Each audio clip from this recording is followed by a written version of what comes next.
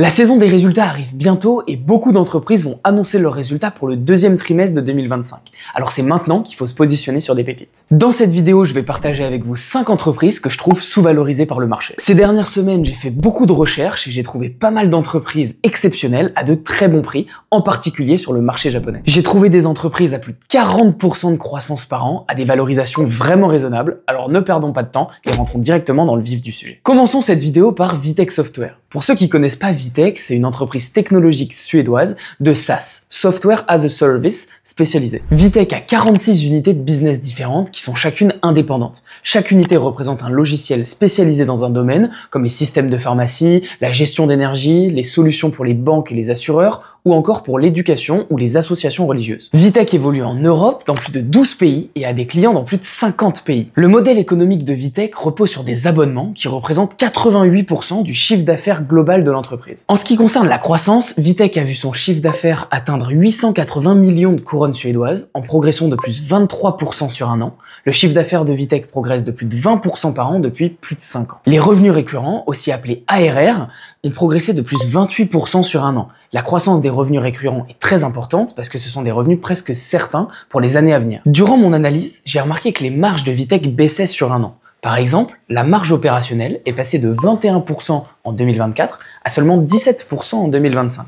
Mais cela s'explique car la part des revenus transactionnels, qui ont une marge beaucoup plus faible, prend de plus en plus de place dans le chiffre d'affaires global, ce qui fait logiquement diminuer la marge opérationnelle globale, donc aucune inquiétude à avoir de ce côté-là. Vitec a deux sources de croissance différentes. D'un côté, l'entreprise développe et améliore ses logiciels pour améliorer l'expérience de ses utilisateurs. En 2025, la croissance organique de Vitec a été de plus 10%. Et de l'autre côté, Vitec acquiert de nouveaux logiciels en rachetant des entreprises qui évoluent sur d'autres secteurs. Vitec rachète environ 7 entreprises par an et prévoit d'accélérer ses acquisitions à partir de 2025. Vitec se concentre sur le rachat de business profitables qui génèrent du cash flow, ce qui lui permet d'augmenter son cash flow global et donc de racheter d'autres business encore et de répéter ce processus encore et encore. Vitec est très bien diversifié avec aucune unité d'affaires qui représente plus de 12% du business global. Et le top 10 de leurs clients représente seulement 7% de leurs revenus. Au niveau des projections de croissance, le nouveau CEO qui est arrivé en 2020 prévoit de maintenir la croissance à plus 20% par an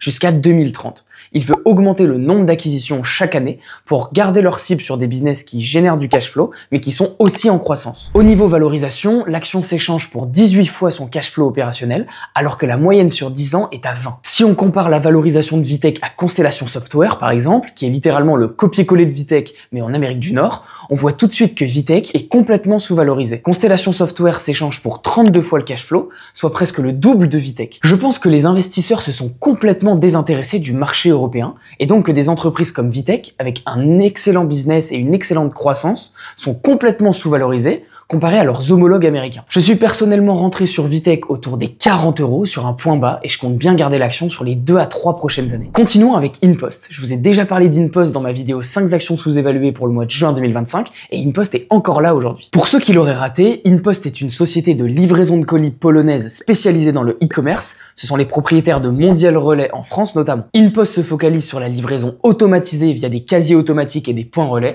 mais si vous voulez plus de détails sur InPost, je vous renvoie à ma vidéo 5 actions sous-évaluées pour le mois de juin 2025. Au niveau de la croissance, InPost a vu son CA progresser de plus 23% sur un an, ses marges augmentent et son bénéfice par action a progressé de plus 92% sur un an. Le CEO d'InPost met l'accent sur l'expansion dans d'autres pays d'Europe. InPost est déjà présent dans 9 pays et prévoit de s'étendre dans 15 pays d'ici 2 ans.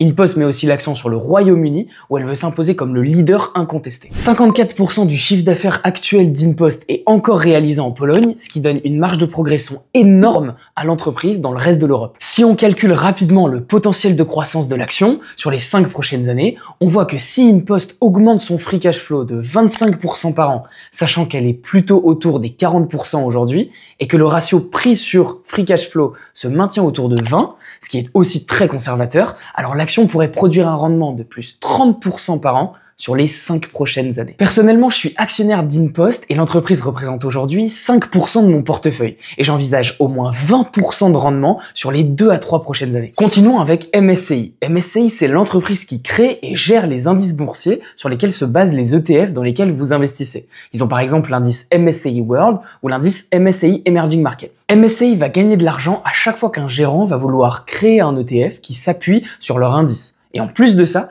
MSCI va prendre des frais sur chaque dollar mis sous gestion sur leur indice. Actuellement, MSCI compte 1,7 trillion de dollars sous gestion. MSCI a une croissance stable et continue depuis plus de 10 ans. Son chiffre d'affaires progresse de plus de 10% et son bénéfice par action augmente de 14% sur un an. Les marges de MSCI augmentent et au fur et à mesure que les encours des ETF augmentent, MSCI facture de plus en plus de frais et donc augmente ses revenus. Quand on regarde la valorisation, on voit que MSCI s'échange pour un ratio prix sur OCF de 30, sachant que sa moyenne sur 10 ans est à 36. Le ratio prix sur free cash flow est à 33, sachant que la moyenne sur 10 ans, quant à elle, est à 39. Donc MSCI est légèrement sous ses moyennes de valorisation historique et l'action stagne depuis 4 ans entre 570 $ et 650 $, alors que les fondamentaux ne font qu'augmenter. Si MSCI continue de croître à plus de 10% par an et que les ratios de valorisation se maintiennent dans leur moyenne, l'action pourrait rapporter un rendement de plus de 12,5% sur les 5 prochaines années. Le bon prix de l'action se situe autour des 650 $ aujourd'hui et l'action pourrait atteindre les 1000 $ dans 5 ans. Maintenant, continuons dans le secteur de l'automobile avec BYD.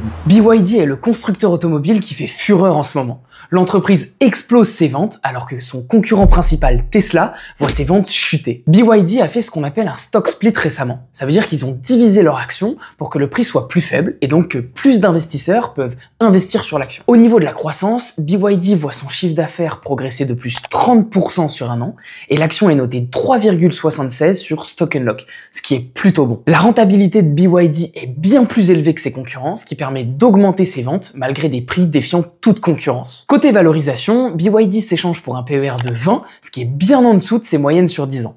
La valorisation de l'entreprise est assez faible ces temps-ci, ce qui rend l'action très intéressante. Et enfin, finissons cette vidéo en beauté avec Smaroji. Smaroji est une entreprise japonaise technologique spécialisée dans les solutions cloud pour les points de vente et les restaurants. Smaroji propose un logiciel qui va permettre aux commerçants de mieux gérer leur stock, leur base client, leur paiement et leur temps de travail, et même d'automatiser la prise de commande dans les restaurants directement à table. Leur logiciel vise à optimiser les opérations des commerçants japonais grâce à l'IA.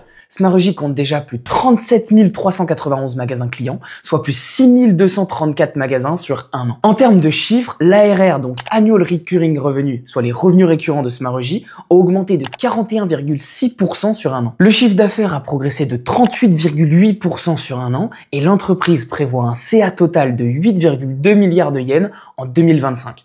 L'objectif est d'atteindre 30 milliards de yens assez rapidement, sous 2 à 3 ans. Smaroji se focalise sur l'augmentation du revenu par utilisateur et non sur l'augmentation en volume du nombre d'utilisateurs. Ils savent que leur produit est bon et donc ils concentrent leur énergie sur l'optimisation des revenus par utilisateur. L'entreprise est notée 4,43 sur Stock Lock, ce qui est un chiffre particulièrement élevé. Smaroji est une entreprise ultra rentable, sans aucun risque de faillite, avec un potentiel de croissance vraiment énorme. Le 4 juin 2025, un fonds d'investissement étranger a investi dans l'entreprise et a acquis plus de 5,2% de la boîte, affirmant leur confiance dans le business et le positionnement de l'entreprise au Japon. Smaroji n'hésite pas à acquérir des plateformes pour étendre son offre, comme l'acquisition de ReSoigne+, une plateforme intégrée pour les cliniques d'ostéopathie. Le CEO de Smaroji, Rien Miyazaki, désolé pour la prononciation, a pris ses fonctions en juillet 2024 et a indiqué qu'il visait les 30 milliards d'ARR d'ici 2031 et 9,46 milliards d'ARR d'ici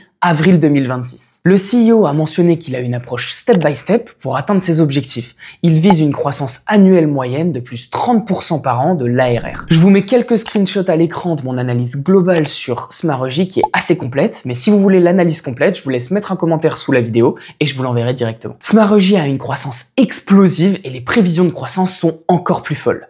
Quand on regarde sa valorisation, on voit que l'action s'échange pour un PER de seulement 23 et un ratio prix sur free cash flow de 32. Smaroji représente 5% de mon portefeuille aujourd'hui et je pense que l'action pourrait m'apporter un rendement de moins 30% par an sur les 5 prochaines années. Merci beaucoup d'avoir regardé cette vidéo jusqu'au bout, j'espère vous avoir fait découvrir de belles entreprises. N'hésitez pas à liker et commenter la vidéo, ça permet d'améliorer le référencement et surtout de soutenir mon travail. Si vous souhaitez utiliser Stock Unlock comme moi, vous avez un lien en description qui vous donne une réduction de moins 10% sur votre abonnement qui vous revient à seulement 6 € par mois. Vu les entreprises que vous pouvez trouver grâce à cet outil, l'abonnement est vite rentabilisé, alors le lien est en description. N'oubliez pas de faire vos propres recherches avant d'investir, ce n'est pas parce que je présente une entreprise que celle-ci est forcément un bon investissement pour vous. Je ne sortirai pas de vidéo pendant les 3 prochaines semaines car je prends un peu de vacances bien méritées. Les vidéos reviendront mi-août avec une vidéo par semaine tous les mardis soirs à 18 h. Je vous souhaite de belles vacances d'été, reposez-vous bien et on se retrouve dans un mois pour continuer à trouver des pépites dans lesquelles investir. C'était Hugo, ciao.